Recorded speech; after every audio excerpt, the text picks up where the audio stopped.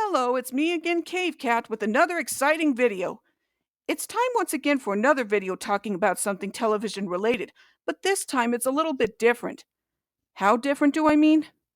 Well, throughout the years of film and television, while there have been a lot of original ideas, there have also been adaptations of books, comic books, and especially comic strips, but we're leaning more towards the last one. To start off, quite a number of comic strips throughout the years have gotten animated adaptations, more famously Garfield and Peanuts, while others like Beetle Bailey, Kathy, Dilbert, Blondie, Heathcliff, Dennis the Menace, and many others have pretty decent animated adaptations. And of course, there are also comic strips that have not been adapted, like Calvin and Hobbes, due to Bill Watterson not wanting his properties to be licensed. And yeah, I can see why that is. But anyway, the comic strip I'm about to talk about today was about to get its own animated series, but never did, which I'll talk about in a bit. Ladies and gentlemen, I give you Phoebe and Her Unicorn, which was created by Dana Simpson, who previously created Ozzie and Millie.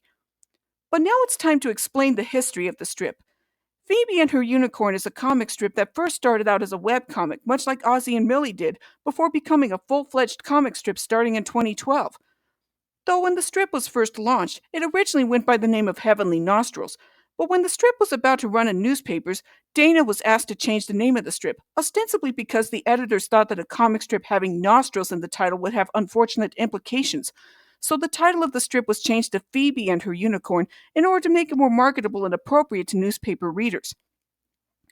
To give the summary of the strip as a whole, it follows a young girl named Phoebe Howell who accidentally hits a unicorn in the face with a rock, which somehow frees the unicorn named Marigold Heavenly Nostrils from being mesmerized from looking at her reflection in the water. Once that happens, Phoebe is given a wish by Marigold as gratitude for helping her, which prompts Phoebe to wish for Marigold to become her best friend. Later on in the strip, Marigold soon becomes Phoebe's friend for real.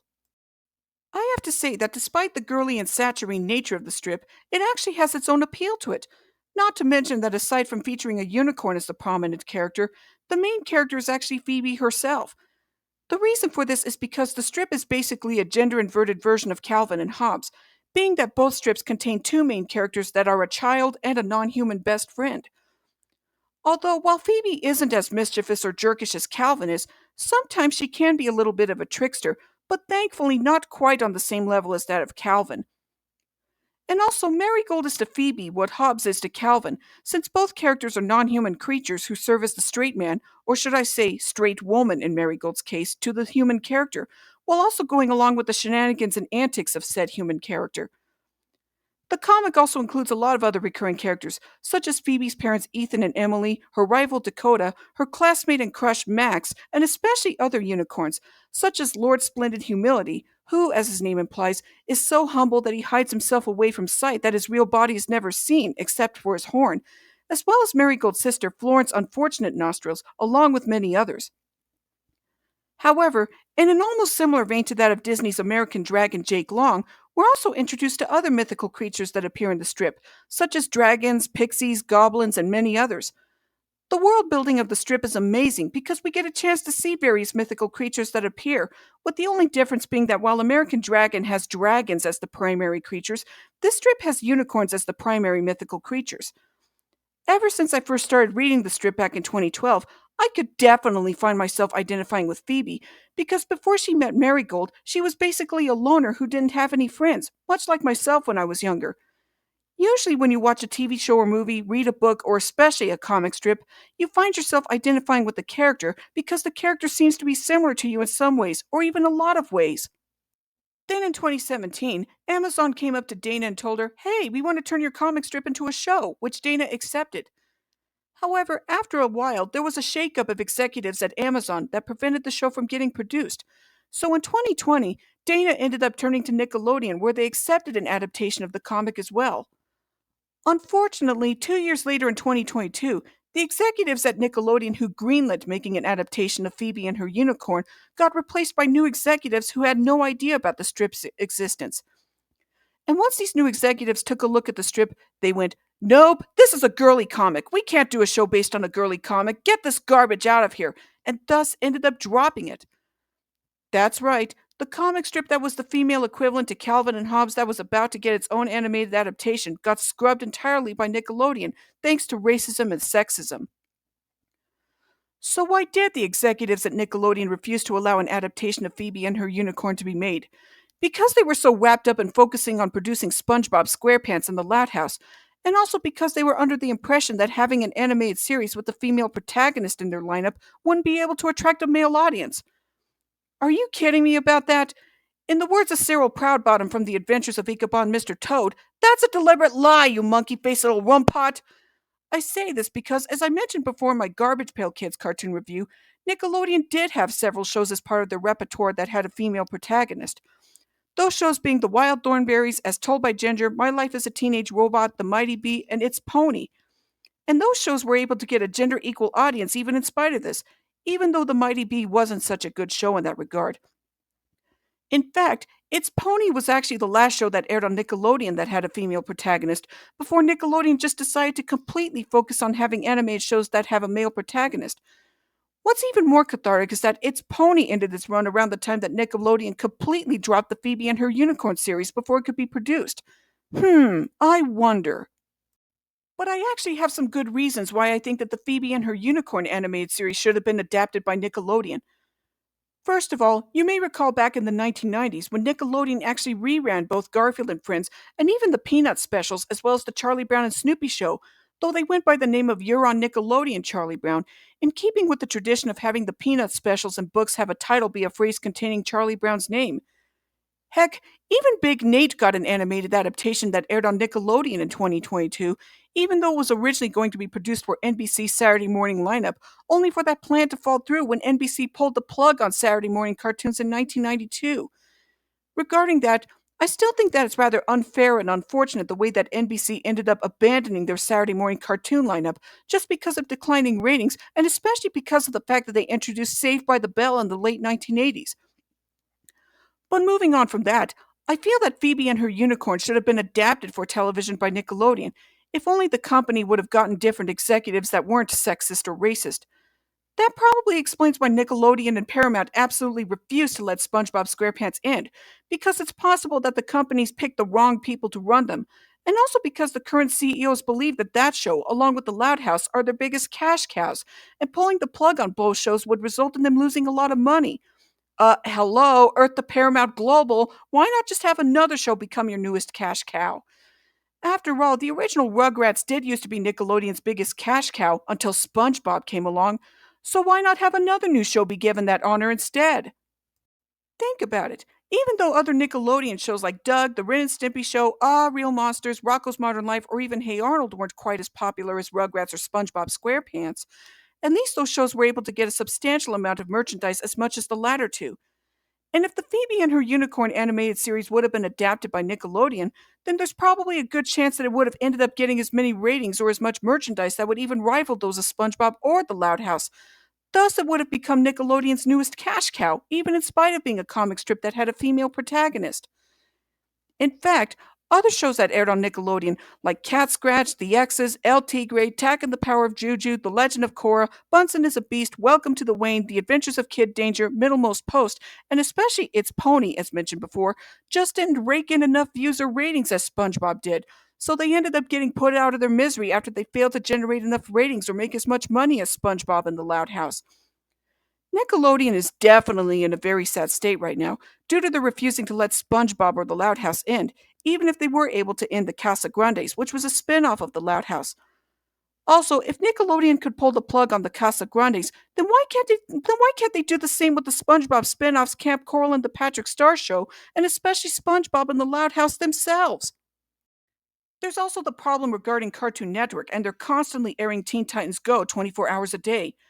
The show is basically the Cartoon Network equivalent to that of SpongeBob SquarePants, being that the network absolutely refuses to put it out of its misery, similar to Nickelodeon with SpongeBob.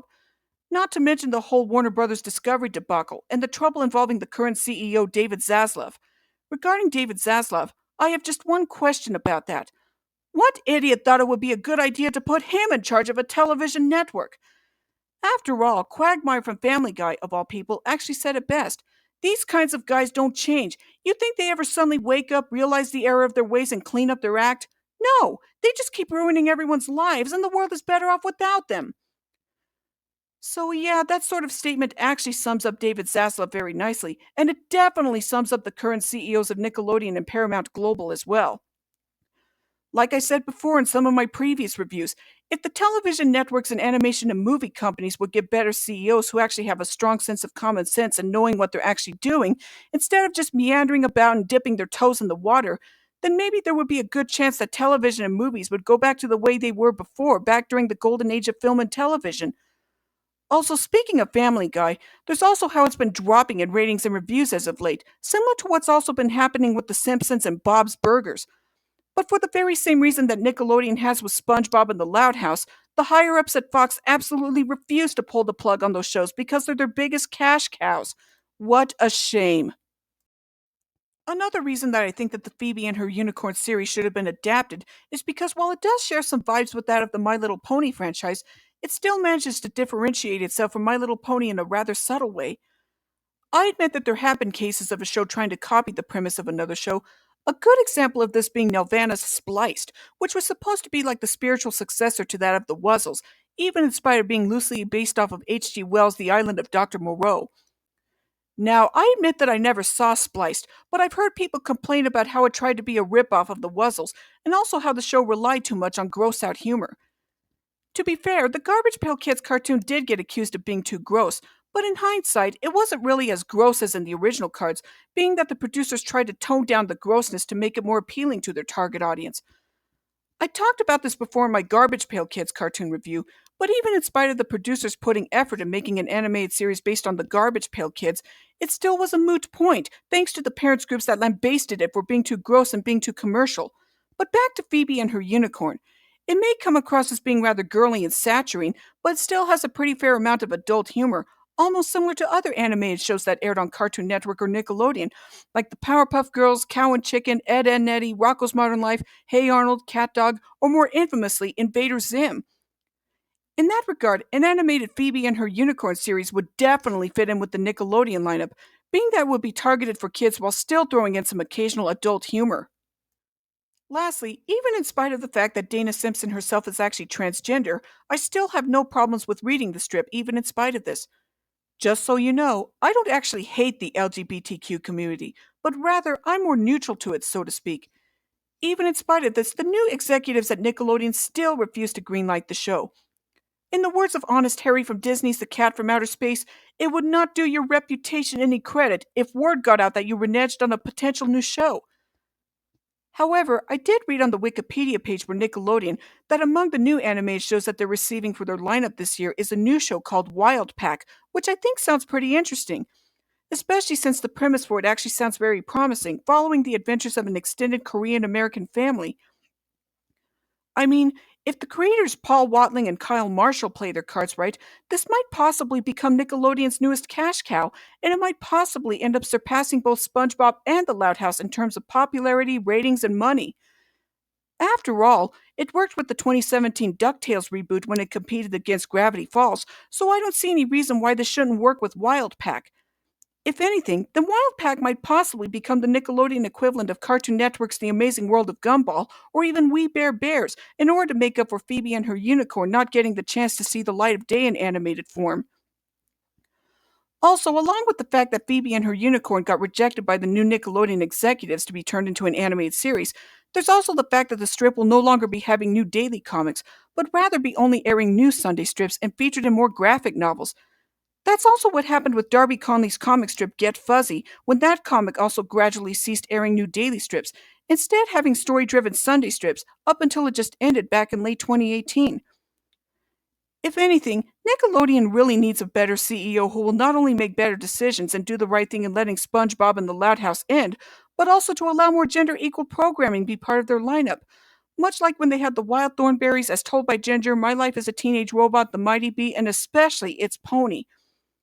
And within time, who knows? Maybe another studio might possibly allow an animated series based on Phoebe and Her Unicorn to be produced. But for right now, we'll just have to wait and see where current events transpire. And there you have it, some good reasons why I believe that the Phoebe and Her Unicorn TV series should have been made. What did you think of this video? Do you agree with any of the points I made about it? Just like before, be sure to like and subscribe to my YouTube channel to let me know in the comments. And stay tuned to more videos from me, whether they're more episodes of Cave Cat's movie and TV reviews or something else. So until next time, see you in the future!